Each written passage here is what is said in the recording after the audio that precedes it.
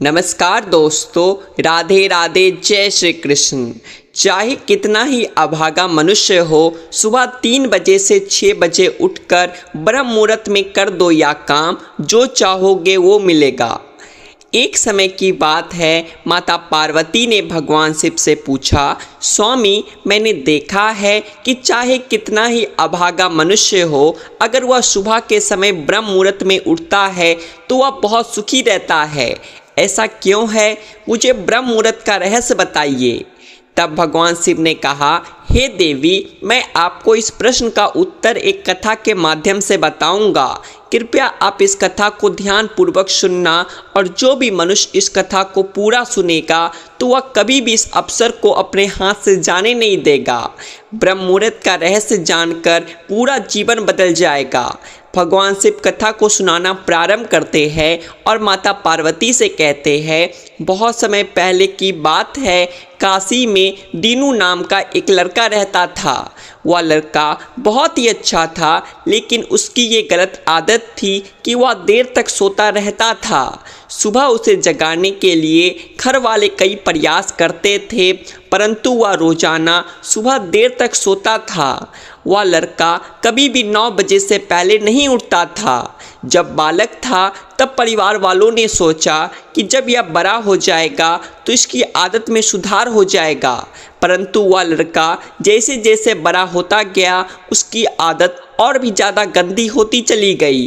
दुनिया इधर से उधर हो सकती थी, लेकिन वह लड़का कभी भी जल्दी नहीं उठ पाता था। उसके पिता उसकी इस आदत से बहुत ज़्यादा परेशान रहने लगे थे। उस लड़के के ढेरों नकारात्मक शक्तियों ने घेर लिया था। वह सभी को पलटकर जवाब देता था और दिन भर उदास रहता था। इसका असर उसके स्वास्थ्य पर भी पड़ता था। जब उस लड़के को यह पता लगा कि उसके सारे मित्र सफलता को प्राप्त कर चुके हैं, तब वह और भी ज़्यादा चिंतित हो गया और ईश्वर को कोसने लगा। मैं बार बार यही कहता था कि मेरी किस्मत ही खराब है, परंतु उसके पिता अच्छी तरह से जानते थे कि उस लड़के के असफल होने के पीछे क्या कारण है। भगवान शिव ने कहा, हे देवी, फिर एक दिन की बात है, उसके पिता को किसी सन्यासी के बारे में पता चला तो तुरंत अपने बेटे की समस्या को लेकर उस सन्यासी के पास जा पहुँचे और सन्यासी को बड़े ही विस्तार से अपने बेटे की आदतों के बारे में बताया। सन्यासी ने कहा कि कल आप अपने बेटे को इस आश्रम में आने को कहना। फिर उस लड़के का पिता अपने घर की ओर चला गया। उसे पता था कि अगर वह सीधे तरीके से अपने बेटे को सन्यासी से मिलने के लिए कहेगा तो वह कभी तैयार नहीं होगा। उसने अपने बेटे को अपने पास बुलाया और कहा, तुम्हारे सारे मित्र जीवन में सफलता प्राप्त कर चुके हैं, क्या तुम सफल नहीं होना चाहते हो? लड़के ने उत्तर दिया कि जरूर पिताजी, परंतु जब भी मैं अपने मित्रों से उनकी सफलता का रहस्य पूछता हूँ तो वे मुझे कुछ नहीं बताते हैं। भगवान शिव ने कहा, हे देवी, फिर उसके पिता ने कहा कि मुझे यह रहस्य पता चल गया है कि वह सभी क्यों सफल होते जा रहे हैं। उस लड़के ने बड़ी उत्सुकता से पूछा, क्या पता चल गया है पिताजी? कृपया करके आप मुझे बताइए। उसके पिता ने कहा कि कल सुबह तुम एक सन्यासी के आश्रम में जाकर उनसे मिलना है। यदि तुम वहां पर समय से पहुंच गए तो सन्यासी तुम्हें एक ऐसा मंत्र बताएंगे जिससे तुम सफल हो जाओगे, परंतु एक समस्या है। लड़के ने पूछा, क्या समस्या है? पिता ने कहा कि जब तक तुम सोकर उठोगे तब तक सन्यासी से मिलने का समय समाप्त हो जाता है। भगवान शिव ने कहा, हे देवी, फिर उस लड़के ने कहा कि पिताजी, मैं कल पूरी रात जागता रहूँगा और सुबह सन्यासी से मिलकर आऊँगा। उसके पिता ने कहा कि ठीक है, तुम वहाँ जाकर उस सन्यासी की आज्ञा को मानना। पिता की बात सुनकर वह लड़का बहुत अधिक खुश हुआ। जीवन में पहली बार रात्रि में वह जागता रहा, परंतु थोड़े ही समय में उसे नींद आ गई और वह सो गया। फिर अगली सुबह जब वह उठा तो उसे पता चला कि सन्यासी से मिलने का समय समाप्त हो चुका था। उसके पिता ने लड़के की तरफ देखा और कहा कि तुम जीवन में कभी सफल नहीं हो पाओगे, जाओ और जाकर सो जाओ। पिता की यह बात सुनकर उस लड़के को बहुत दुख हुआ। उसने मन ही मन स्वयं को चुनौती दी कि कल सुबह वह सन्यासी से मिलने अवश्य जाएगा। उसने अपने पैर में एक छोटा सा घाव बना लिया, जिससे दर्द के कारण उसे रात भर नींद नहीं आई। भगवान शिव ने कहा, हे देवी, यह ऐसा पहला अवसर था जब उसने अपने जीवन में पहली बार सूर्योदय देखा था। वह तुरंत ही तैयार होकर सन्यासी से मिलने के लिए चला गया। आज उसका अनुभव कुछ अलग ही था। वह बेहद शांत महसूस कर रहा था। चलते चलते वह लड़का जैसे ही सन्यासी के आश्रम में पहुंचा तो वहां पर उसने देखा कि सन्यासी और उसके सभी शिष्य ध्यान लगाकर बैठे हुए थे। भगवान शिव ने कहा, हे देवी, फिर जब ध्यान का समय समाप्त हुआ तब लड़का उस सन्यासी के पास पहुंचा और उन्हें प्रणाम करते हुए बोला कि आपके पास कोई ऐसा मंत्र है जिससे मैं सफल हो सकता हूं? कृपया करके मुझे वह मंत्र बताइए। मैं भी अपने मित्रों के समान सफल होना चाहता हूं और अच्छा जीवन जीना चाहता हूं। भगवान शिव ने कहा, हे देवी, सन्यासी मुस्कुराए और बोले, अच्छा तो तुम वही बालक हो। तुम्हारे पिताजी मुझसे मिलने आए थे और उन्होंने तुम्हारे विषय में मुझे सब कुछ बता दिया था। मैं तुम्हें वह मंत्र अवश्य बता देता, परंतु अब लड़के ने जैसे ही परंतु शब्द सुना तो लड़का घबरा गया। उसने पूछा, परंतु क्या गुरुदेव?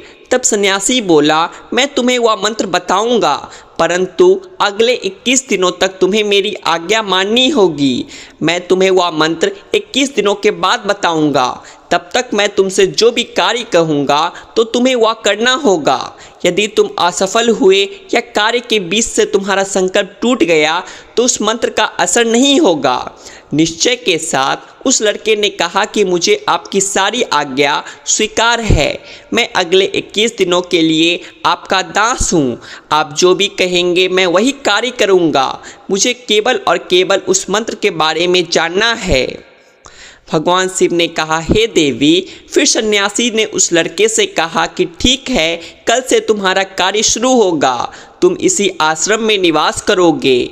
वह लड़का आश्रम में निवास करने के लिए तैयार हो गया। सन्यासी ने कहा कि यहाँ रहते हुए तुम्हें ब्रह्म मुहूर्त में उठना होगा और दूसरे शिष्यों की तरह ध्यान और तप करना होगा।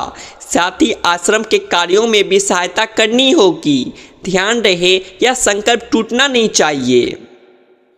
भगवान शिव ने कहा, हे देवी। अब लड़का सन्यासी की बात से सहमत हो गया। अगले दिन से उसके कार्य की शुरुआत की। इस बार उसने दृढ़ निश्चय किया, परंतु 1 सप्ताह बीतने के पश्चात ही उसका संकल्प टूट गया और वह 8वें दिन देर तक सोता रहा। जब नींद से जागा तो उसने कहा कि मुझसे कितनी बड़ी भूल हो गई है। वह रोते हुए सन्यासी के पास पहुंचा और कहने लगा कि हे गुरुदेव, मेरा संकल्प टूट गया है और मैं जीवन में कभी सफल नहीं हो पाऊंगा। सन्यासी ने उसे समझाते हुए कहा कि एक बार फिर से शुरुआत करो, फिर से संकल्प करो। फिर लड़के ने सन्यासी से पूछा कि सुबह उठना इतना आवश्यक क्यों होता है और यहाँ पर सभी लोग इतनी जल्दी क्यों उठ जाते हैं? भगवान शिव ने कहा, हे देवी। तब सन्यासी ने लड़के को समझाते हुए कहा कि सुबह यानी ब्रह्म मुहूर्त में उठने के पीछे बहुत बड़ा विज्ञान छिपा हुआ है। लड़के ने कहा कि कृपया मुझे वह विज्ञान बताने की कृपा करें। सन्यासी ने कहा कि रात्रि को 4 प्रहर में बांटा गया है। पहला रुद्रकाल, जिसका समय शाम 6 बजे से लेकर 9 बजे तक होता है। दूसरा राक्षस काल, जिसका समय रात्रि 9 बजे से 12 बजे तक का होता है। तीसरा गंधर्व काल, जिसका समय रात्रि 12 बजे से 3 बजे तक होता है। और सबसे अंत में जो प्रहर आता है उसे मनोहर काल कहते हैं। इस समय को ब्रह्म मुहूर्त या अमृत बेला के नाम से भी जाना जाता है।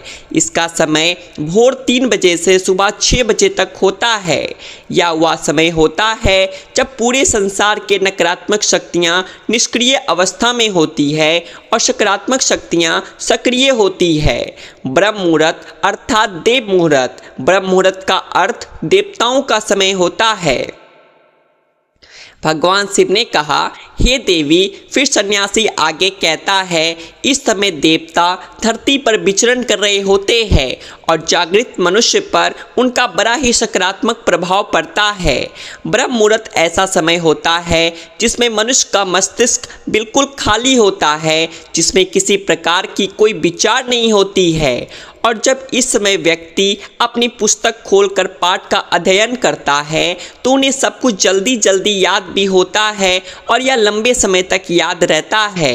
यह ऐसा समय है जिसमें हम ज्ञान को समझने का प्रयास करते हैं। इस कारण आश्रम के सभी शिष्य और संसार में बहुत से ज्ञानी लोग ब्रह्म मुहूर्त में ही उठ जाते हैं। प्राचीन काल में रोशनी का कोई स्रोत ना होने के कारण लोग अपने दिन का समापन सूर्यास्त के साथ और आरंभ सूर्योदय के साथ करते थे। यह एक तरीका है जिससे मानव जीवन प्रकृति के साथ तालमेल बनाकर चलता है। भगवान शिव ने कहा, हे देवी। फिर उस लड़के ने कहा कि ठीक है, मैं कल से अपना संकल्प फिर से शुरू करता हूँ, परंतु ब्रह्म मुहूर्त में उठकर मुझे क्या क्या करना चाहिए।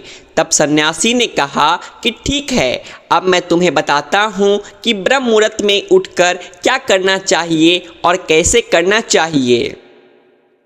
सबसे पहले उठकर धरती माता पर पांव रखने से पहले धरती माता को प्रणाम करना चाहिए और अपनी दोनों हथेलियों को देखना चाहिए और ईश्वर को धन्यवाद देना चाहिए कि उन्होंने तुम्हें आज का सूर्योदय देखने का अवसर दिया है। इसके बाद नित्य कर्म और स्नान करने से शरीर की ही नहीं बल्कि मन की शुद्धता भी बढ़ती है। स्नान करने के पश्चात ध्यान की प्रक्रिया होती है। ब्रह्म मुहूर्त में ध्यान की अवधि 21 दिन तक होती है। इस विधि का उपयोग तब किया जाता है जब आप अपनी कोई मनोकामना की पूर्ति चाहते हैं, या ऐसा समय होता है जब व्यक्ति अपने आज्ञा चक्र को सक्रिय करने पर काम करते हैं। भगवान शिव ने कहा, हे देवी। आगे सन्यासी कहता है, आज्ञा चक्र दोनों भावों के बीच होता है या संकल्प का स्थान भी कहा जाता है। अगर इस चक्र पर ध्यान केंद्रित किया जाए और अपनी मनोकामना को बार बार दोहराया जाए तो मात्र 21 दिनों के भीतर वह मनोकामना पूरी हो जाती है। अगर आपके मन में कोई अधूरी मनोकामना है और आप उसे पूरी करना चाहते हैं तो सबसे पहले उस मनोकामना का स्पष्टीकरण कर ले। आपको क्या चाहिए या निर्णय अवश्य कर ले। इसके बाद ज्ञान की विधि को शुरू करें। ब्रह्म मुहूर्त में स्नान के बाद एक ऐसा स्थान चुनें जहां पर वायु का प्रवेश हो। ध्यान में शुद्ध प्राण वायु का होना आवश्यक होता है। ध्यान की मुद्रा में रीढ़ की हड्डी सीधी होनी चाहिए, साथ ही गर्दन भी सीधी होनी चाहिए। सुखासन की अवस्था में दोनों हाथों को घुटनों पर रखकर आंखें बंद करके बैठ जाए। हाथों की मुट्ठी को बंद कर ले और 2-3 मिनट तक बिल्कुल शांत हो जाए। जब आपका शरीर स्थिर हो जाए और श्वास भी शांत हो जाए तब उसके बाद अपना सारा ध्यान आज्ञा चक्र पर लगाए। इस दौरान लंबी गहरी सांस ले और सांस को रोक कर रखें। इस समय आप अपनी इच्छा को मन ही मन दोहराएं और अपने मन से इष्ट देव और देवी देवताओं का, गुरुजनों का चिंतन करें। भगवान शिव ने कहा, हे देवी। उस सन्यासी ने कहा, जब सांस को रोकना कठिन हो जाए तब धीरे धीरे सांस को बाहर की ओर छोड़े।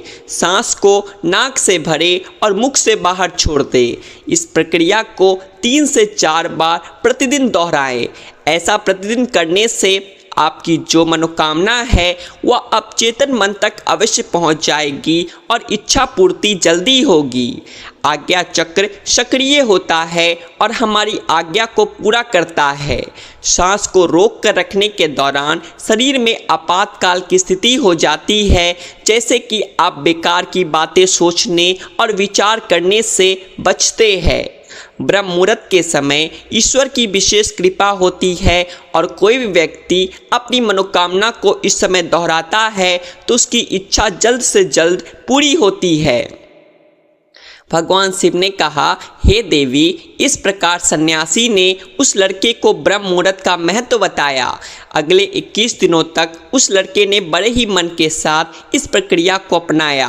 अब वह बहुत ही ज़्यादा अनुशासित और शांत स्वभाव का बन चुका था। उस लड़के ने जैसे ही अपना संकल्प पूरा कर लिया, उसके बाद वह लड़का बड़े ही प्रसन्न भाव से सन्यासी के पास पहुंचा और कहने लगा, हे गुरुदेव, मैंने 21 दिनों का संकल्प पूरा कर लिया है, अब कृपया मुझे सफल होने का मंत्र बताइए। तब उस सन्यासी ने मुस्कुराते हुए कहा कि पिछले 21 दिनों से जो अभ्यास तुम करते हुए आ रहे हो वही तुम्हारा सफलता का मंत्र है। जो व्यक्ति ब्रह्म मुहूर्त में उठकर ध्यान प्रक्रिया को सही से करते हैं वो जीवन में कभी असफल नहीं हो सकते। तो तुम्हें ब्रह्म मुहूर्त का रहस्य पता चल चुका है, अब तुम इसे जीवन पर्यंत करो, तुम्हें जीवन के लक्ष्य और सफलता दोनों प्राप्त होंगे।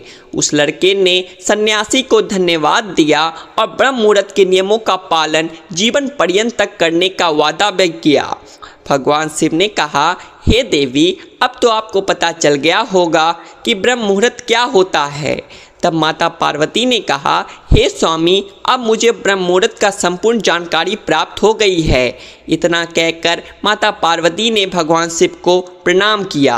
तो दोस्तों, कथा अगर पसंद आई होगी तो वीडियो को लाइक करें और ऐसी ही और कथाओं को जानने के लिए आपके अपने चैनल द आध्यात्मिक टेल्स को सब्सक्राइब भी कर ले। बोलिए भगवान शिव, माता पार्वती की जय।